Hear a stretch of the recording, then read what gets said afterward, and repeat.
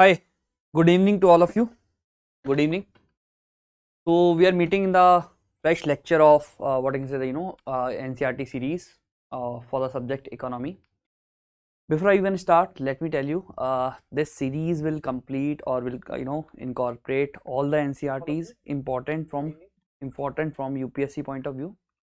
So in the very first lecture, lecture 0, I have discussed what all we will covering and the format in which we will covering. So what we will be doing, we will be covering a topic, and that topic is covered, let's say, in 3 NCRT. So we will covering it in a single lecture. That is how we will be proceeding forward. Now the agenda of the today's class is very important, very important if you want to have a good base in terms of economy. See, I always wonder when I used to prepare for the economy, that why people don't start the economy with the evolution, or what I would say, ki how our economy has transformed since ancient until now. That is also one of the very important aspect of the economy which we have to understand, and this is the basic thing which students ignore, and that is why many of the students struggle into the basics of the economy. So in this lecture, even if you are in the advanced stage, basic stage, it doesn't even matter, the class will make sense. Let me tell you, the class is very important, right? This class and the next class. So in this class, my agenda will be to discuss with you the the condition of the economy generally post independence. Done. Now before I move ahead with the class, let me tell you what all you will be getting in the class. Apart from the lecture, the class handout you will be getting. Whatever I will be discussing in the class, you can always download it, and post class you can always refer to this, right? Now if you want to have this handout with you, if you want to follow this handout, what you have to do, you have to reach to the Telegram channel at Sunya IAS GS. So the channel with the name Kavach you will find. You have to join the Telegram channel. In that channel we will be regularly dropping the PDFs of the NCERTs along with the lectures ka link. Now let me start with the lecture. As I have already discussed, that the agenda of the class will be to discuss the situation of the economy from 1950s until 1990s. Now before I even start, let me talk about what was the condition of the economy before 1950s or before the British era. Although we have had a detailed discussion in the last video, but I will just brief it out for everyone. Revise karenge bas. So if I talk about the situation of the economy until 1950s, India as a country, we as a nation, first of all, we were acting as a supplier of raw material for the factories of the British Empire. So they were taking the raw materials, whatever being produced within our nation to their nation. Then what they were doing, they were using their factories, their industries to make the finished good, and that finished good was then sent to India, which was being consumed by the market, or you will say the citizens of the country in the British era. So what we were doing, we were exporting the raw material, or we were acting as a feeder for the British industries. And secondly, we were acting as a market for the British industry of the finished material. And now let me take a pause and tell you about the finished material. It was very cheap. The final product was cheap as compared to the product which were being made in India. See what was happening in India, whatever consumable, what I can say, durable items, or consumer goods which were there, which was being produced in India, it was generally handmade. Now since it was handmade, it was costly, and that is where we were losing the competitive edge with the British final goods. So what happened to the industry at the level of handicrafts? Our handicraft industry started declining or almost ruined by the finished material or the finished goods of the British industries. Not only that, this led to the massive employment or the unemployment, and the one more important phenomena known as deindustrialization. That is, people started moving from the urban areas towards the rural areas. Why? Because they were feeling unemployed, or they were unemployed when it comes to the, what I can say, the production of the goods. Now, not only this, when I talk about the agriculture sector, there was a new what is the land settlement system, zamindari system. So zamindars were not the actual tillers, they were not growing the crop, but they were acting as the owner of the land on which the tillers were growing the crop. So crop कोई और उगा रहा है, जगह मेरी है, मैं कुछ भी नहीं कर रहा अपनी लैंड पे, बट अब इससे क्या हो रहा था, the exploitation of those tillers were very high because the zamindar have to pay Britishers the certain amount. So zamindari system was acting as the exploitation of the farmers or the actual tillers. Then Britishers, since they needed the cash crops for their own industry, we were forced to grow the cash crops. So whatever the land area, maybe some part of it, I discussed the tin katia system with you. So on some part of it, we are forced to grow the cash crops like indigo. And then there were some other coercion measures which were acting as exploitation or which were exploiting the agriculture class. Now, so what we have discussed about the market of India. Raw material we are exporting, we are importing the finished goods. Agriculture like highly exploitative, and then there was no interest of the zamindars in their own land. Why? Because they were just the owners, they were not the actual tillers. So whatsoever is the productivity, they were not even concerned. So they were not investing much in the technology. That is the take. Then if I talk about industries, whatever industry we were having earlier, handicraft industry was almost declining, almost ruined. And when I talk about the capital good industry, it was not well established within the country. Why? Because of the obvious reason that Britishers will not allow the capital good industry to be set up. See, what is capital good? Capital good is a machinery which can be used to produce the further goods. So Britishers, since their goods was being consumed in the markets of India, they were not letting the capital goods industry to be set up in India. Why? Because of the fear that if the capital goods industry gets set up in India, then the Indians will make their own finished goods from the raw material. Why? Because they can use the machines produced out of the capital goods industry. Okay, so we have seen this part. Then when I talk about the foreign trade, there was absolute monopoly of the Britishers, not only on the goods but also on the reasons, right? That you can trade with these countries, you cannot trade with XYZ countries. This you will read in the history as well. For example, for certain items in certain area like Sri Lanka or maybe some parts of China were allowed to trade, but in the very restrictive manner. But when it comes to the foreign trade, during the British era, you can see we were exporting the raw material. So we will be getting something in return, some money in return. Whatsoever we were getting in return, that was used by the Britishers as expenses. So they were using that amount, whatever they were getting, they will export or we will export something.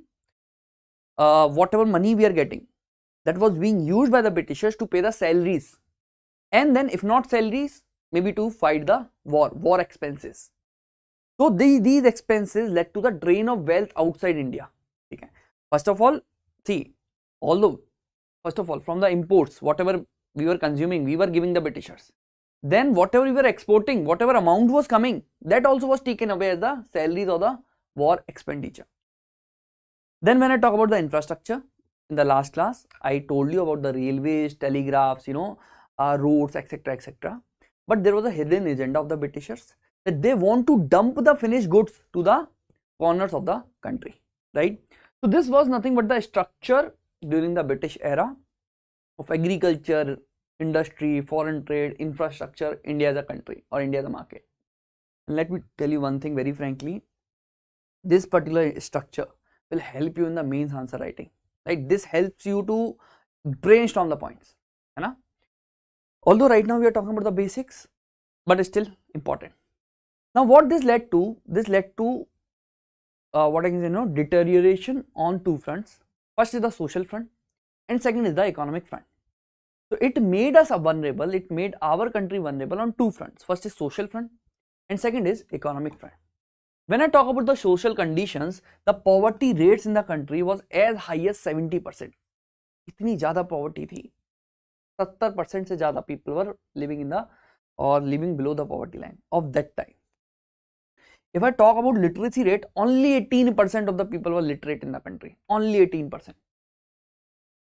When I talk about life expectancy, average life a person was living was only around 32 to 34, and biggest reason behind this was war, or maybe famines. So people were really not living a healthy and the long life. And if I talk about infant mortality rate, it was as high as 216 per thousand.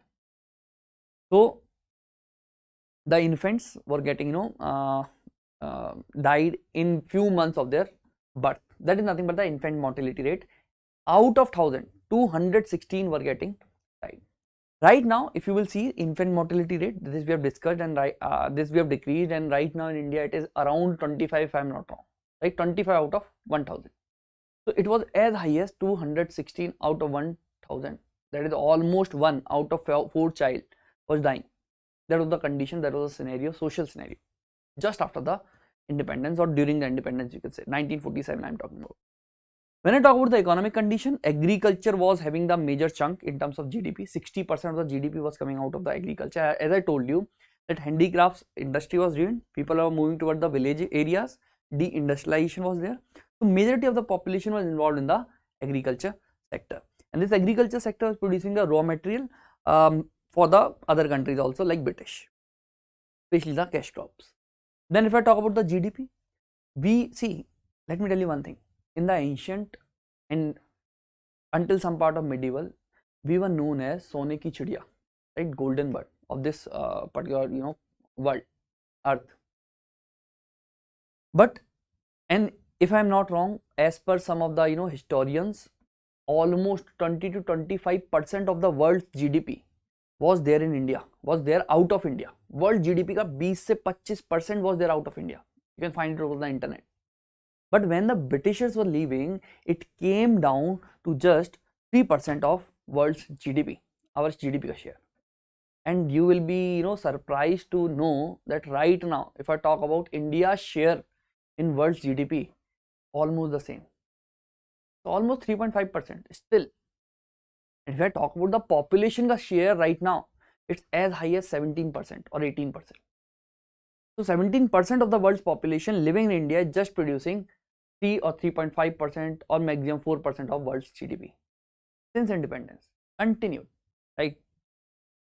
Then when I talk about the per capita income, you will be amazed to know it was as low as 274 rupees per year. See, these stats may not hold any relevance as of now, but when you sit in some debate, or when show your, what I can say, knowledge base, maybe somewhere, or maybe in the answer copy, or maybe in front of some panel, this gives you some strength. This gives you the argument wala backing. So these are important, although may not be relevant as of now. Okay. Then if I talk about the occupation structure, agriculture, that is for 1 degree, or the primary sector, was having 75% of the people employed. So 75% of the people were dependent on agriculture as a, what I can sector.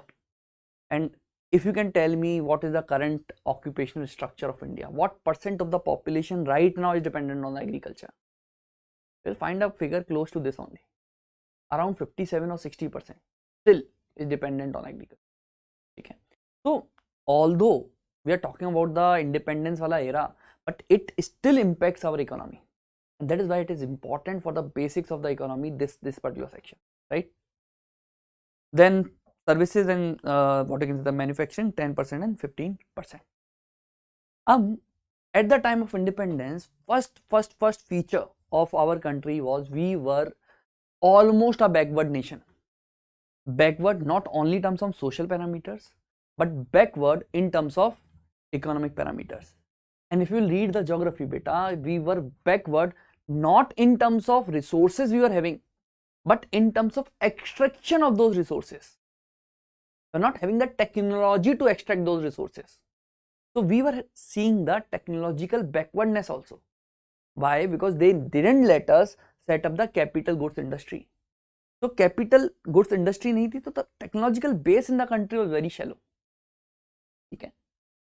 Then we were a dependent nation. Obviously, the goods which we were consuming when the Britishers were leaving, almost 50%, more than 50% of it was foreign made. right? We were dependent on the other nations for the consumer goods which we were consuming, clothes or maybe the other items which you see in the house. Then what is the danger of this? So if you are dependent on the other nation for the finished goods, that makes you vulnerable. What we saw during the COVID,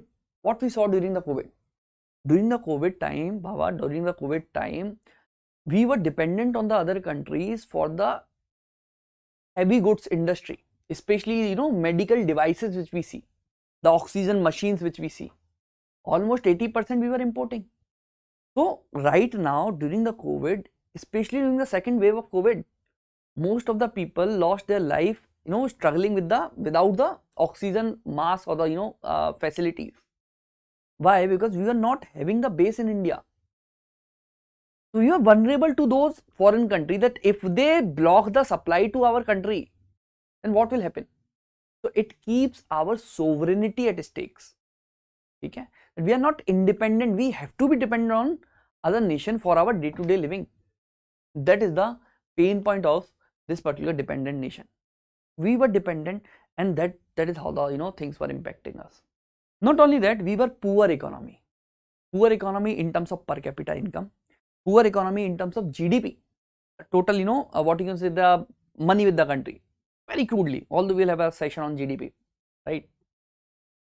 So we were very poor in terms of per capita income, the resources in the country, and when I say resources, I mean resource exploited or extracted, the resources which we can extract. Per capita income was very poor, technology was very poor, so that is how we were struggling. Then we were having a weak private sector, very important phenomena which I will link later. So the private sector right now in the country, which you see, was not used to be earlier. The nation just after the independence was very nascent, very newborn. When the nation is newborn, the people living in the country were not having the enough resources to set up a factory.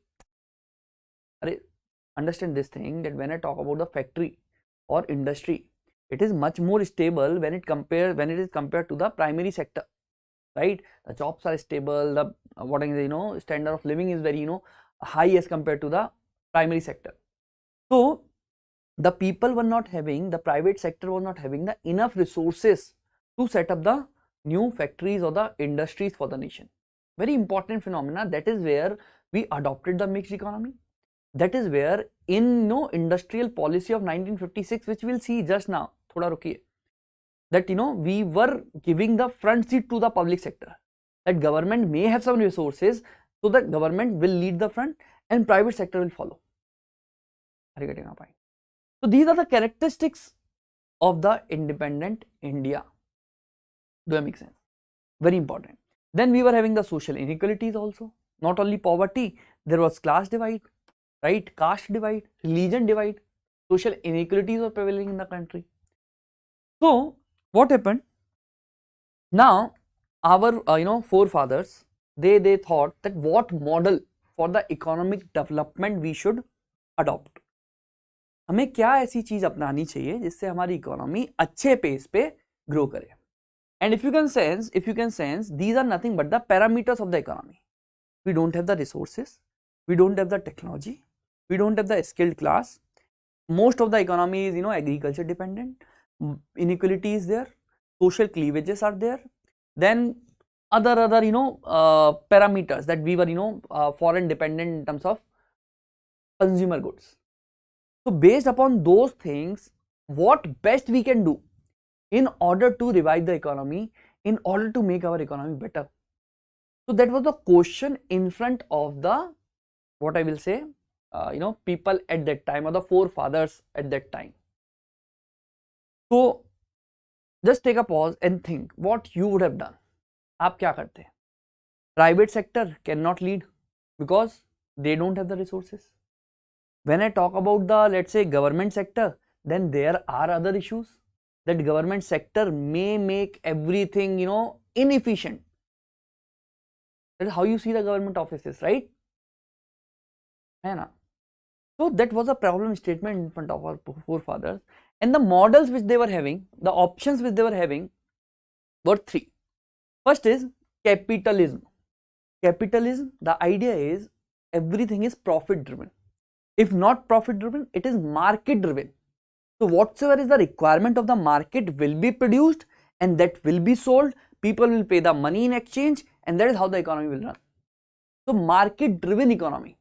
And when I say market driven economy, whatsoever is the demand which is there in the market will be produced by the industries, and that is how the people will consume the goods produced by the industries. Market driven. Everything is market driven. Now, if you will take a pause, one thing should strike your head. For example, there could be some goods like cigarettes, or maybe alcohol, or maybe any other sin items, which may be demanded by the market, but is not the requirement of our country as of now. We are very nascent. We are very, what I can say, newborn. So what may happen if you may give a newborn child the sin items or the sin things, बच्चा बिगड़ सकता है. Child may ruin. That is the ideal, what I can say, the outcome. That could be the outcome. That is what I am saying. So this capitalism, which was profit motivated. Acha, let me ask you one more question. In the capitalist mindset, will the labor be provided the priority, or the machines will be provided the priority? More machines will be deployed or more labor will be deployed? The answer should be whatsoever is giving the more profit will be deployed more. If labor deployment is giving the more profit, it will be deployed more. If the machine deployment is giving more profit, it will be deployed more. And in the, what I can say, race of labor and machines, machine will win the, what I can say, the race. So what may happen, if you are increasing more number of machines, then the labor will move out. There will be more unemployment, and if that is the case, there will be more inequality in the economy.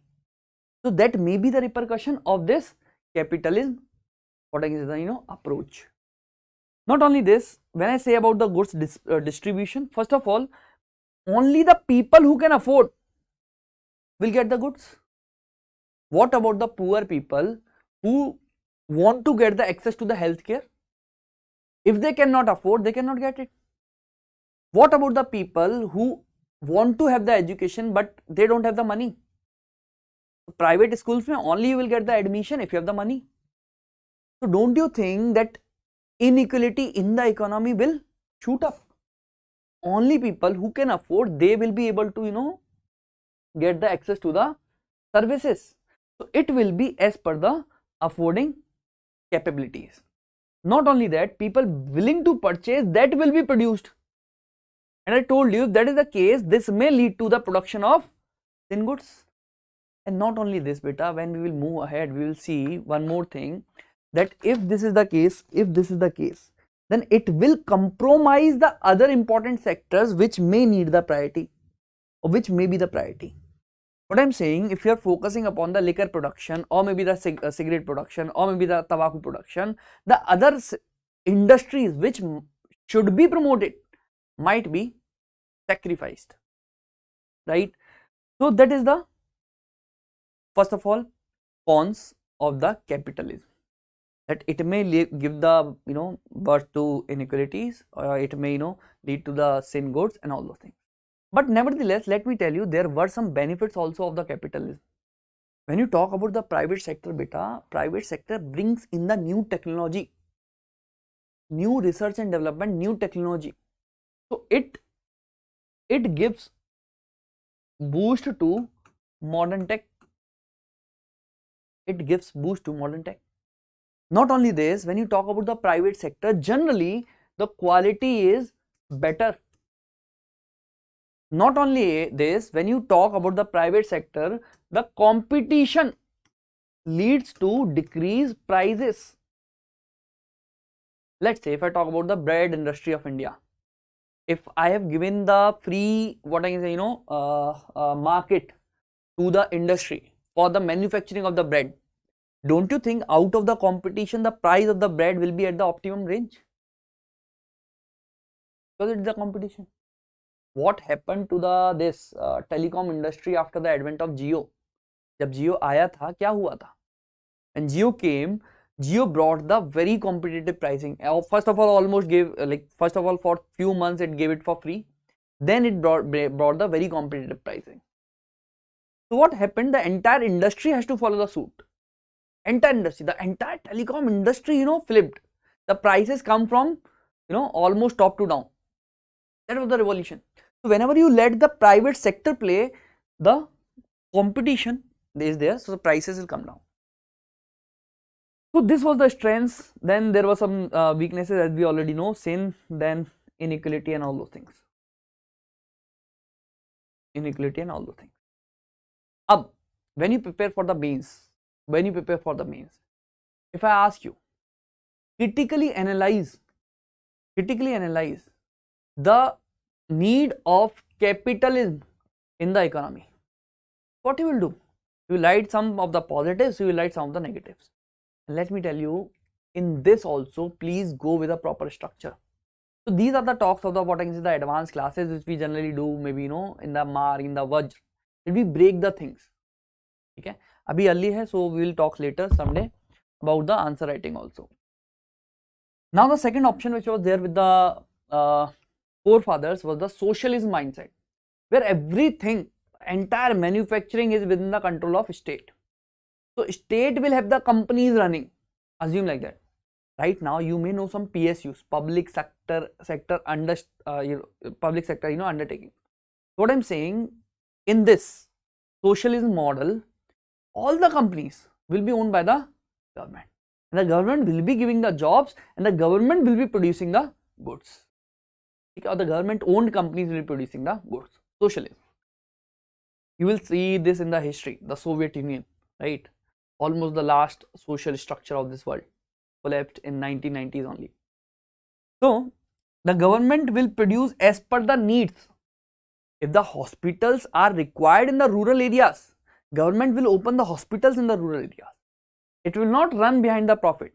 See, if the hospitals have to be opened by the private sector will open the hospitals in the big cities. Right now, if you talk about the Apollo as a franchisee, so the Apollo will open the branches in the big cities. Why? To make it more profitable, because the paying capacity is there in those cities. But when it comes to the government will open the hospitals not only in the big cities but at equidistant in all the areas across the nation. So as per the needs, the production will be there in the country. It is not as per the paying capacity, it is as per the need, and that too the products which are required, right? So state ownership of asset is there.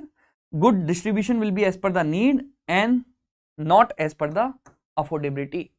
Right now you might have heard about the public distribution system, ration. Ration. So ration mein what we do? We distribute the grains maybe at free or maybe at very lower prices, so that every people of this country can afford it. So government will ensure that the affordability should not be the matter of concern to anyone. If the product is the necessity of an individual of this country, he or she will get it. Okay? Apart from this, what will be the issues here? What will be the negatives here? If the government is taking over everything, producing only what is required, what will the necessity here? Or what will the negative here?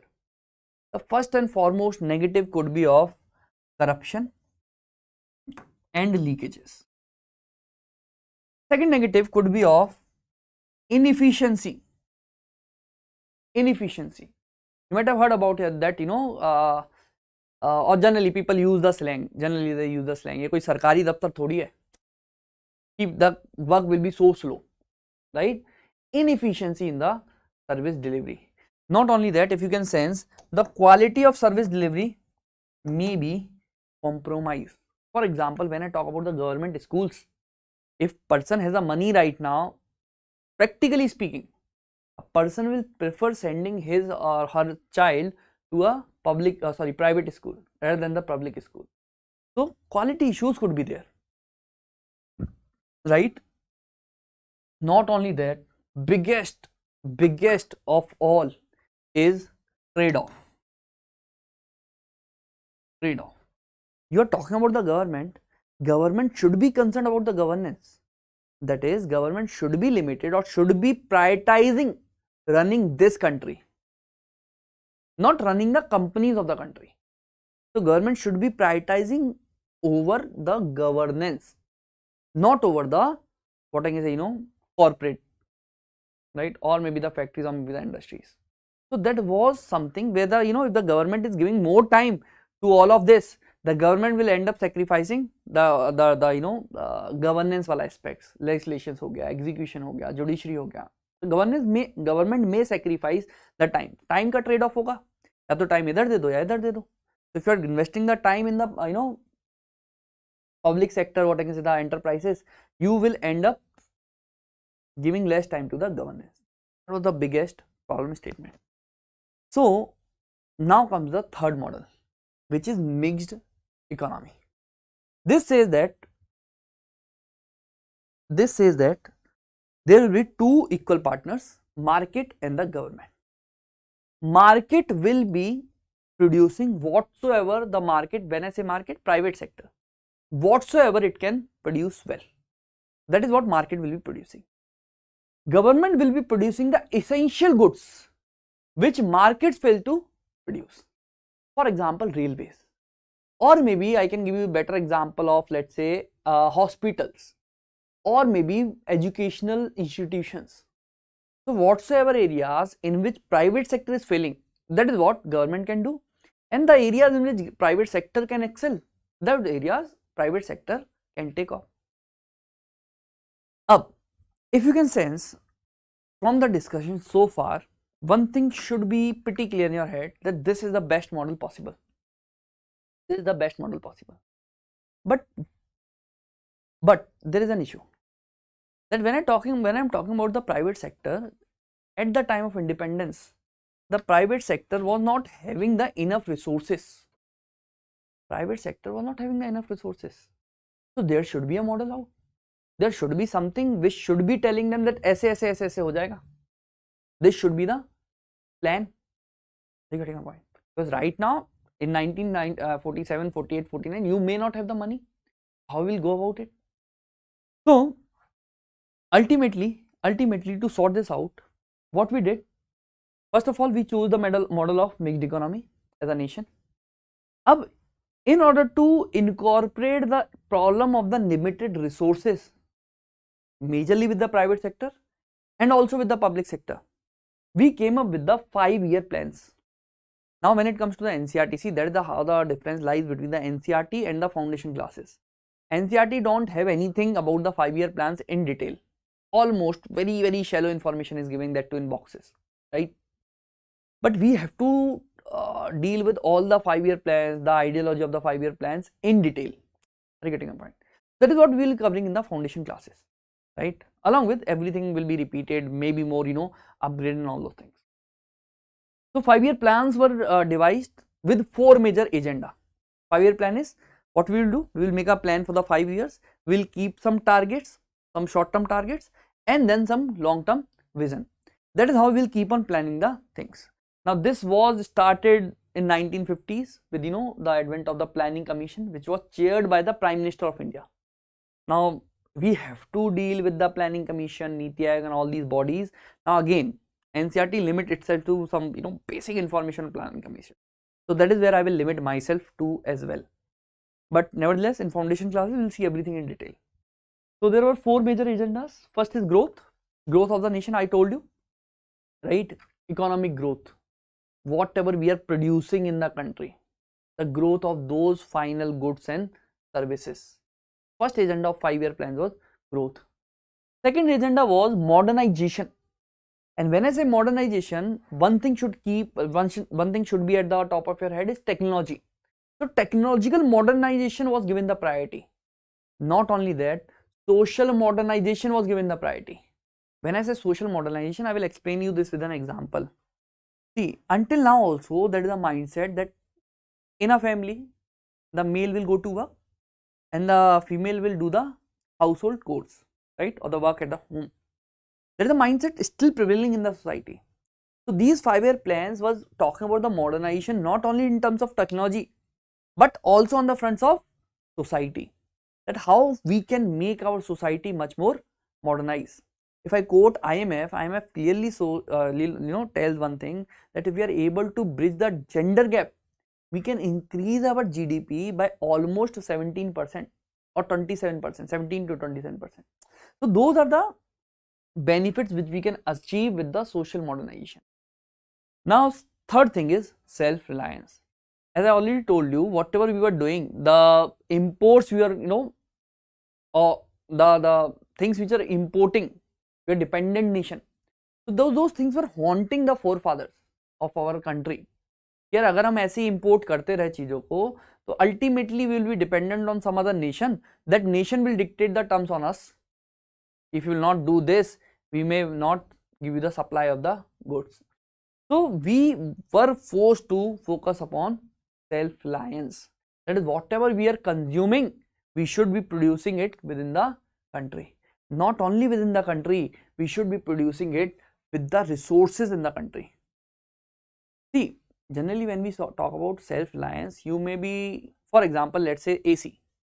This AC may be manufactured in India, but what the vision they were having, that even if it is manufactured in India, whatsoever the components being used, or maybe the metal being used, or maybe the resources being used, those also should be produced within the India.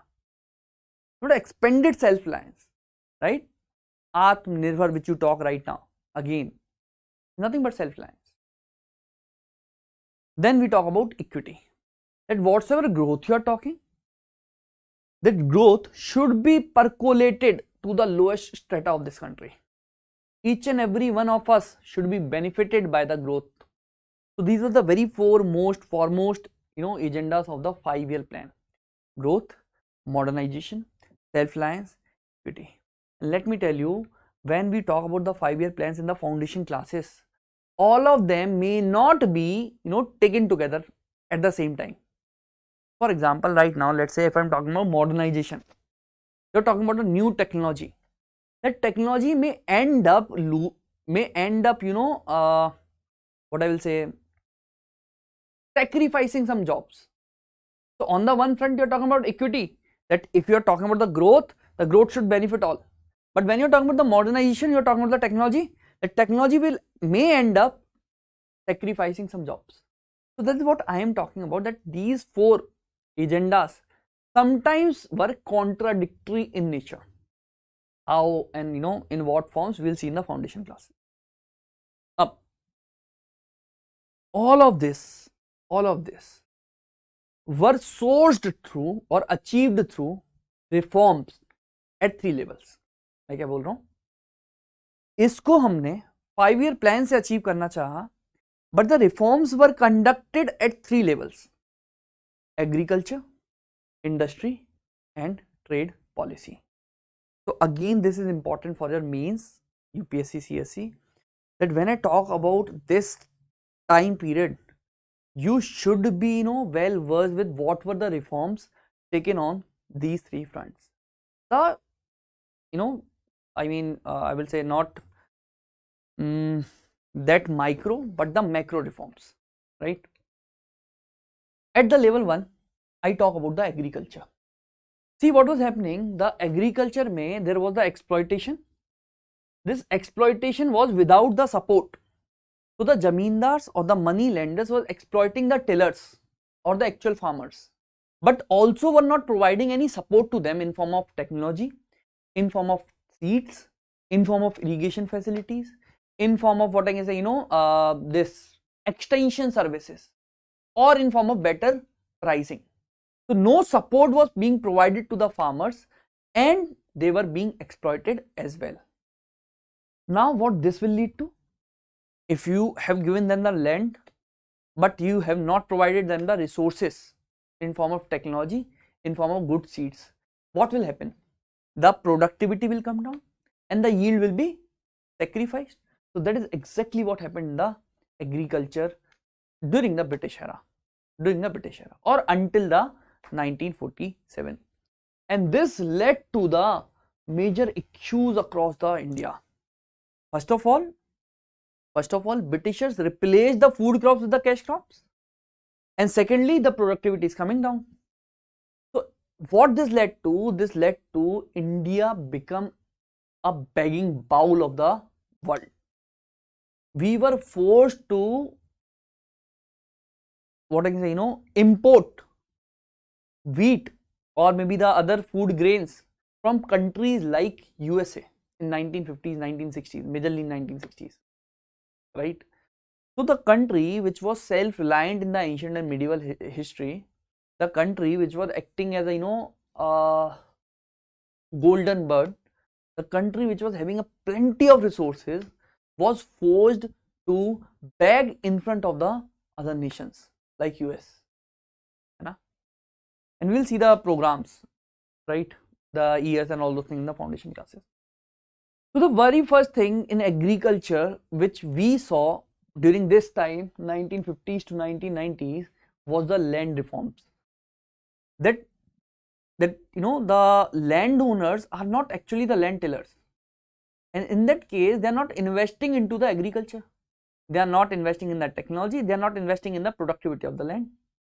The very first thing, in order to ensure the equity, in order to ensure the self-reliance in terms of food production, in terms of modernization of the agriculture, and for the growth of the agriculture, the very first thing we did was land reforms. And two important tools of the land reforms was the land to the tillers. The zamindars who were becoming or who owned the lands, they were forced to give the land to the tillers or the actual cultivators. आप समझिए, if this is a land, let's say this person may be the owner, but this person is giving the land to some other person who is a tiller or cultivator.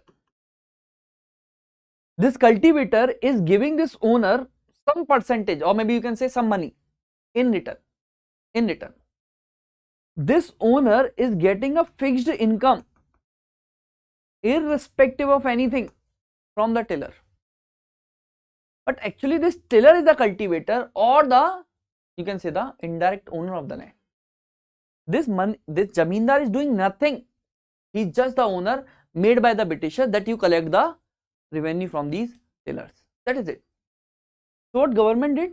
Government brought land to tillers policy, that whosoever will be cultivating the land will be the owners. Second thing is, under the land reforms, is the land ceiling. A particular cap, a threshold was kept on the land size, that beyond this land size you cannot own the land. You have to give it to someone, you have to distribute it to the people who are landless, or maybe to someone else.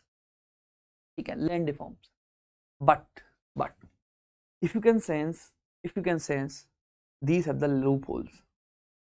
If I am saying there is a capping on the land ceiling, land size, and the rest you have to give it to someone else, don't you think you have the option to give it to your relatives? So people ended up giving the land to their relatives, so that they are the indirect owners again, and they are bypassing the law also. Secondly, they went to the courts with the litigations. So see, right now also the turnaround time of any case is in years, 5 years, 7 years, 12 years, 20 years, and we are talking about the 1947, 1950s. What people did? People dragged the laws into the courts. कि जब आएगा तब आएगा, तब तक हम owner हैं. So these were the loopholes in this act. And in the land to the tillers, what happened? The zamindar evicted the cultivators कि तुम जाओ, हम ही करेंगे. So now we will be cultivating the land, please you go, and we will be the ultimate cultivator. So they ended up bypassing this. Then we will see in the foundation classes the other efforts also, right? The southern states efforts, then we have Vinoba Bhave efforts, Bhudan movement we will see. So that we will see in the foundation, not important right now, just to understand that this era saw the land reforms majorly on two fronts: land to the tillers, and secondly with the land ceiling. Now apart from that, in agriculture, we also had the Green Revolution. So Green Revolution was majorly concerned with the agriculture in order to increase or enhance the productivity of the agriculture. So what happened? In this Green Revolution, the major inclination was again towards the modernization. And when I say the technology, the major inclination was towards the high yield technology, so that we can produce the food grains, so that we can become the self-reliant food surplus nation, right? Through the Green Revolution.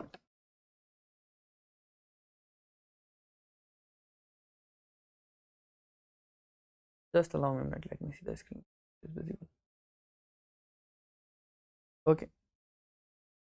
So in this Green Revolution, the high yield variety seeds were implemented. These seeds will give you the better yield, high yield variety seeds. So technologically advanced seeds were used. Now since these seeds were purchased and these were costly as compared to the field seeds, when you reap a crop, there are seeds which are left on the ground. So as compared to those seeds, these were costly. And secondly, the second thing is, these HYV seeds needed a good amount of fertilizers for the productivity, better productivity. So HYV seeds is fine, but this needs fertilizers, and they were costly. So yield तो बढ़ रही है, it's fine.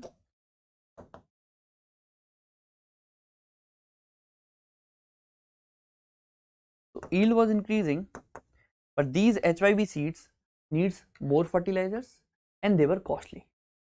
Now government roped in the Green Revolution itself. Government started providing the credit, because you understand one thing, since the seeds are costly, poor farmers may not afford them, right? Now if the poor farmers may not afford them, what government will do? Government will provide the credit to these poor farmers. So government roped in, government started providing the cheaper credits to the farmers. Then government also provided the subsidies so that they can purchase the fertilizers as well. And we will see later that this Green Revolution was limited to some pockets of the country. Why? Because these HYV seeds also needed, apart from fertilizers, a good amount of water. The states which were having good amount of water, either naturally or artificially, that is maybe through the this river, or sorry, the rain, or maybe streams or rivers, or maybe through the canal, or maybe this tube belts, etc. So the states like Punjab, UP, these belts, they were benefited from the Green Revolution. But when I talk about the other states who were not that well capable with the water, they were not able to reap the benefits of the Green Revolution. And also one more thing you have to understand, that major benefits of the Green Revolution was taken by the big farmers. Why? Because they were able to afford the seeds. Although the facility of credit was there, but that facility was also utilized by the big farmers, because the documentation was not that proper with the small farmers. The land ownership was not that clear with the small farmers. Land titles were not clear with the small farmers. Those were the roadblocks, right? Just be well versed with the basics, that is it, nothing else. इससे ज़्यादा नहीं चाहिए, rest we will see in the foundation classes. Then when I talk about the industrial policy, industry or the factory, it promotes the modernization because it promotes the technology. When you manufacture anything, it is based upon the technology, machines, right? So it promotes the modernization. It is more stable in terms of job security, in terms of wage growth, income levels, and in turn it leads to the prosperity for the nation, right? More or better standard of living across the nation.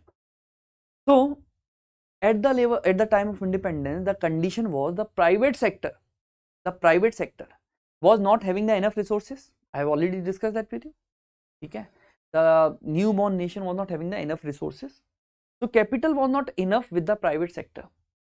In this scenario, the public sector was forced or was made to lead the front. Okay? On the driving seat, you can assume the public sector was sitting when the country was, just, or what I can say, in the 1950s, just after the independence. And all of this was rooted through the policy known as Industrial Policy 1956. Very important for prelims, for mains, for UPSC, very important policy. Right? Although we have modified this multiple number of times, the things in this list have changed multiple number of times. And the recent change is in the nuclear energy, right? Shanti Act.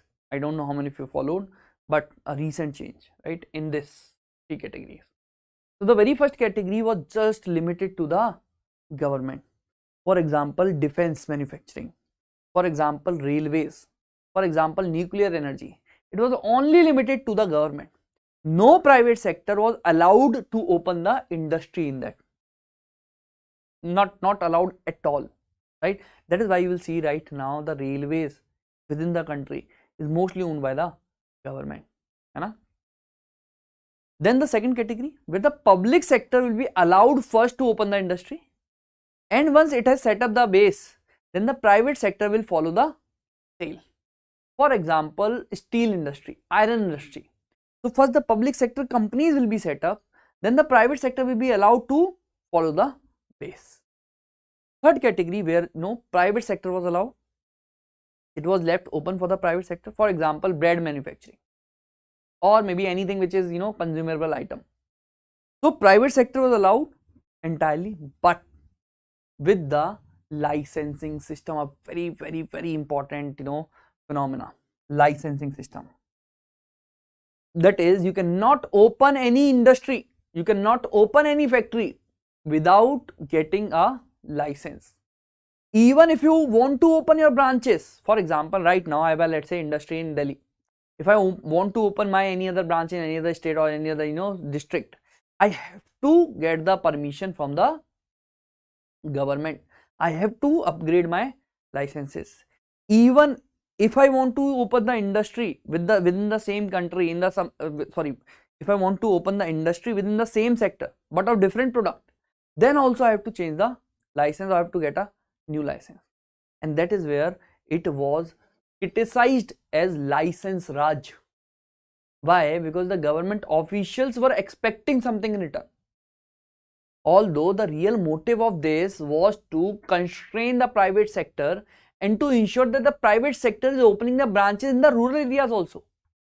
Let's say I own my hospital right now in Delhi, but if I'm expecting another hospital to be owned in, let's say, another big city, I will be given the license only when I'm opening a branch in some rural area also. That was the real motive of this licensing system, but it was misused by the government officials, right, to arm twist the private sector, to block the private sector, and for the red tapeism, right, and somewhere to curtail the competition also. Let's say if I have my factory in Delhi, if my competitor wants to come to Delhi with the same product, let's say I'm manufacturing this marker, he also wants to manufacture the marker in this Delhi region. So I may give some bribe to the government official and I can say then, please don't allow the license to the particular person. License Raj system, very infamous. Not only this, there was very important committee, and I want you to remember the name even if you are preparing for prelims, mains or any other examination. Karve committee, Karve, Karve committee, may not be that visible, it's fine, I will explain. 1955, this committee was set up for the small scale industry, and this committee recommended that these small scale industries, बहुत ध्यान से सुनना, these small scale industries are first of all labor intensive. Small scale industry, some cottage, some small products, pickles, etc. Small scale industries. First of all, they need good amount of labor, and secondly, these act as a engines of rural development. So this committee came to the conclusion that if you want the rural development, And if you want the decent number of jobs to be provided, then please keep the private sector away from these industries. I mean big companies away from these industries, and only allow the small players to open the branches in the rural areas for these particular industries. Just see how the things have been proposed. Now what this will lead to? This may lead to the rural development, but on the same time the product may get costly. The other private sector may become incompetitive, right? So those were the issues of this industry, or maybe the outcome or the implementation of the outcome of this particular committee, Karve Committee 1955 on small scale industry, right? Although the intentions were good, but somehow it harmed the industrial base of our country, because they are not letting these industries to be big companies to set up their industries into some of these sectors. Then we have the last, trade policy. So the trade policy which we framed, and this led to the entire lecture for you, which is 1991 reforms. So the trade policy which we focused upon was the import substitution, that whatever we are importing will be substituted by whatever we are producing within the country. That is, we were having the inward looking strategy. Inward, within the country, whatsoever we are producing will be consuming that only, right? Import will be substituted, and this was done through two things. First is tariffs, and second is quotas. Tariff is nothing but a tax. You increase the indirect tax on the goods which you are importing, so that the price is ultimately increased. The price is ultimately increased, ultimately you will end up purchasing domestically produced goods only, right? And secondly, quotas were limit set to the imports. You can only bring, let's say, 500 tons only of this product, not more than it, not allowed. Quotas, quantity पे limit set की जाती थी, right? So this was the trade policy which functioned between 1950s to 1990s. So if you will see the trade policy, more of it is oriented, or mostly it is oriented towards import. What about the exports? You have blocked the imports, or you have reduced the imports, but have you done anything regarding the exports? Were you even concerned that the exports should also increase? The whatever we are producing within the country should also get the market outside. So we'll see this in the next lecture, that how the missing link in the trade policy led to the entire 1991 ka reforms in the country, the biggest ever economic reforms of our nation. 1991 LPG reforms. This missing link led to those reforms. We'll see all those in the next lecture of economy NCERTs. Now before I end, so this is the agenda of the next lecture, very important class. Before I end, let me tell you about the initiative Kavach. I know most of you are part of Kavach, but still, if you are not part, Kavach is a comprehensive batch from basic till advanced. When I say advanced, not only foundation classes, we have the other advanced classes like Vajr, we have Marg, we have Eklavya for the mains answer writing, live mains answer writing. We have the enrichment classes on data, keywords, case studies, best practices, important judgments, and so on. So it covers everything. It has the basic classes, foundation, advanced classes, then test series. You have the 35 tests of mains which will be evaluated. You have 45 tests for prelims, right, which will be conducted as in when your subjects are being completed in the class, so that you can test whatever you're learning is exam oriented or not. Then you will get a one-to-one mentor also. So we make a group where we add you and your mentor. It is not a group in which your batch will be added. It is a personal group of 3 or 4 people. So you, your mentor, your super mentor, and a management people. These 4 people will be there in a group. And then there you have to report your targets. Very beautiful concept which will keep you on track, right? So it is prelims, mains, interview. So I will be taking your economy, ethics. Amritan sir will be taking your environment, IR, internal security, disaster management. So we have a very wonderful team, right? All of them you can see on YouTube, the demo videos, right? So highly solid team. When I say solid team, I mean exam oriented. You won't go around the bush. We will keep the things very precise, very exam oriented, right? So that you can fetch the marks in the final examination. That will be the mindset. So the classes are there. Brahmas test series is there. Then Brahmas is a comprehensive program again. Then mark sessions, answer writing we will do, basic, advanced in answer writing we will do. Vajra classes where we will be making the mains notes. Then we have Prelims bootcamp classes. You can see the demo lectures on the YouTube, right? Ongoing. So entire material is part of this batch. If you want to register, what you can do, you can contact us on this number, on this given number, right, over the WhatsApp. Thank you. Have a great day. Thank you, everyone. I hope you like the class. If you have any suggestions, do drop them in the comment section.